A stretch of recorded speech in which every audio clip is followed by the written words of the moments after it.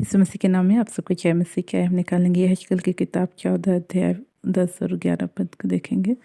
यहाँ इस प्रकार से लिखा है, वे सब लोग अपने अपने अधर्म का बोझ उठाएंगे, अर्थात जैसा भजभक्ता से पूछने वाला का अधर्म ठहरेगा वैसा ही भजभक्ता का भी अधर्म ठहरेगा, ताकि इसराइल का घराना आगे को मेरे पीछे हो लेना ना छोड़े और न अपने भांति भांति के अपराधों के कारण आगे को अशुद्ध बने, वरन वे मेरी प्रजा बने और मैं उनका परमेश्वर ठहरूं।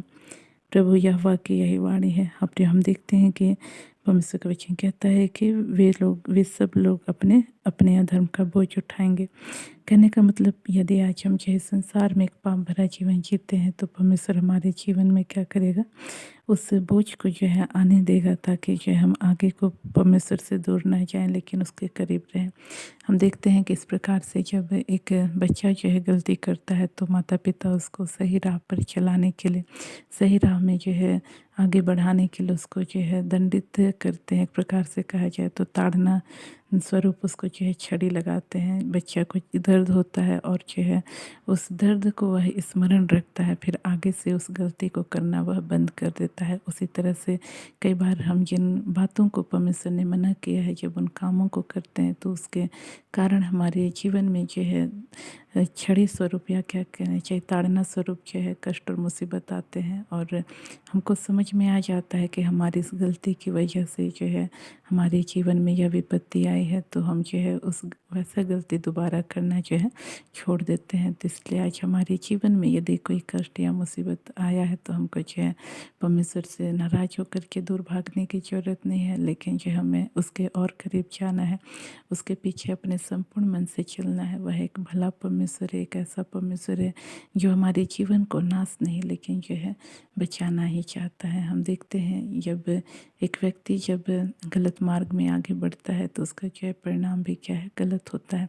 लेकिन जब उस व्यक्ति को जो है सीधे मार्ग में चलाया जाता है तो हो सकता है उसको शुरू में चलने में थोड़ा कठिन लगे या पर उसको जो है असहज महसूस हो, लेकिन जब वह उसमें आगे बढ़ता है तो धीरे धीरे करके वह कठिन मार्ग उसके लिए फिर कठिन नहीं रहता, वह जो है सरल बन जाता है। उसको आदत हो जाता है एक उस प्रकार का जीवन जीने का, और वह जो है आगे जो है एक अच्छी रीति से उसमें बढ़ सकता है। तो उसी तरह से जिन आज्ञाओं को परमेश्वर ने हमें दिया है, हो सकता है उनको शुरू में हमें पालन करने में जो है थोड़ा सा कठिन सा महसूस हो, या तो फिर जो है हमको ऐसा लगे कि हम इन बातों को नहीं कर पाएंगे, लेकिन हमको इस बात को जानना है कि जो हमको सामर्थ्य देता है उसमें हम सब कुछ कर सकते हैं। बस हमको प्रयास करना है, जैसा परमेश्वर का वचन कहता है, प्रयत्न करने में आलसी ना हो। तो आज हमको आलसी नहीं बनना है, हमको जो है परमेश्वर के आज्ञाओं को पालन करने के लिए जो है प्रयत्न करना है, जिससे हम अपने जीवन में जो है परमेश्वर के आशीषों को देख सकें।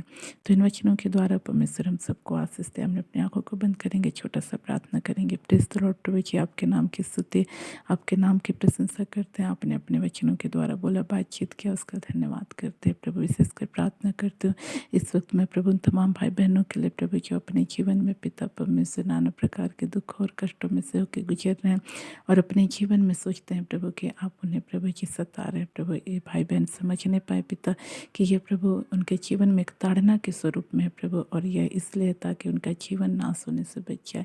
होने दीजिए प्रभु। मैं इस वक्त में प्रार्थना करती उस भाई के लिए प्रभु जिनका नाम प्रभु जी सुरेंद्र है प्रभु जी, और ये भाई पिता परमेश्वर हाँ प्रभु जी कुछ ऐसी परिस्थितियों से होकर गुजर रहे हैं जिसमें को ऐसा लगता है जैसे मैं परमेश्वर मुझे भूल गया है और वह मुझे जो है सता रहा है, इस टाइप का ही महसूस करते हैं। प्रभु इस भाई को समझने में मदद कर और प्रभु जी उन गलतियों को छोड़ने के लिए सहायता कर जिनको आप प्रभु जी आप प्रभु ने छोड़ने की प्रभु जी आज्ञा दिया है पिता परमेश्वर, लेकिन प्रभु ये प्रभु जी बार बार उनमें प्रभु जी गिर जाते हैं। प्रभु आप इन भाई की सहायता कर प्रभु कि ये प्रयास करने पाए फिर से खड़े होकर के आपके मार्ग में चलने का। प्रभु जी इस वक्त मैं प्रार्थना करती हूँ प्रभु इस बहन के लिए जो एक लंबे समय से पिता परमेश्वर अपने परिवार में प्रभु जी लड़ाई और झगड़ों को झेल रही है। प्रभु जी अनुग्रह कर पिता, इनके परिवार में जो लड़ाई झगड़े की आत्मा कार्य कर रही है, विशेषकर पति पत्नी के जीवन में जो लड़ाई झगड़े को लेकर के आती है तमाम अंधकार की शक्तियाँ, हाँ प्रभु गलत फहमियों को लेकर के आती है, एक दूसरे के प्रति शक संदेह को लेकर के आती है। तमाम अंधकार की शक्तियाँ प्रभु जी इस परिवार को छोड़ के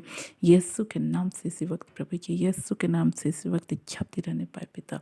और प्रभु इस परिवार में आपकी शांति आ जाए, मेल मिलाप आ जाए और पहले के समान दोनों पति पत्नी एक दूसरे से प्रेम रख सके और आपके पीछे संपूर्ण हृदय से प्रभु चलते हुए आपके महिमा के लिए जी सके। ऐसा अनुग्रह कर, ऐसा ही कर रहा उसका धन्यवाद अब्बा।